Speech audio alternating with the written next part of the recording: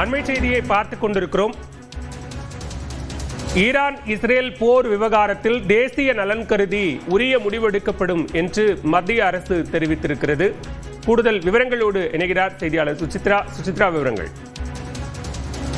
Iran Israel போர் விவகாரத்தில் தற்பொழுது வேறு முடிவுகள் என்பது குறிப்பாக இந்தியர்களுடைய நலன் அடிப்படையில் முடிவுகள் என்பது எடுக்கப்படும் என்ற ஒரு தகவலை மத்திய அரசாங்கம் தெரிவித்திருக்கிறது.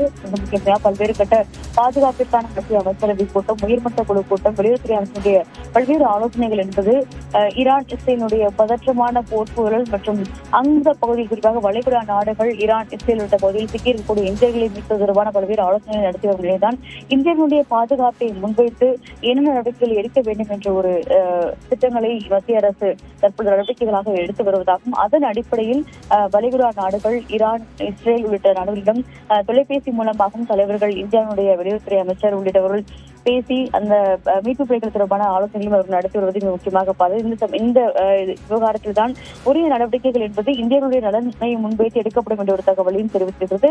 அதே சமயம் பிரதமர் மோடியும் வளைகுடா நாடுகளுடைய அதிபர்கள் மற்றும் தலைவர்களிடையே தொலைபேசி மூலமாக தற்பொழுது நேரடியாக தொடர்பு கொண்டு பல்வேறு கட்ட ஆலோசனைகளை அவர் நடத்துகிறார். மிக முக்கியமாக இந்தியர்களை பத்திரமாக மீட்பதற்கான நடவடிக்கைகளை அந்தந்த நாடுகள் செய்ய வேண்டும் எனவும் அதற்கு உதவி புரிய வேண்டும் என்ற ஒரு கோரிக்கையும் அவர் முன்வைத்துள்ளதாகவும் கூறப்படுகிறது.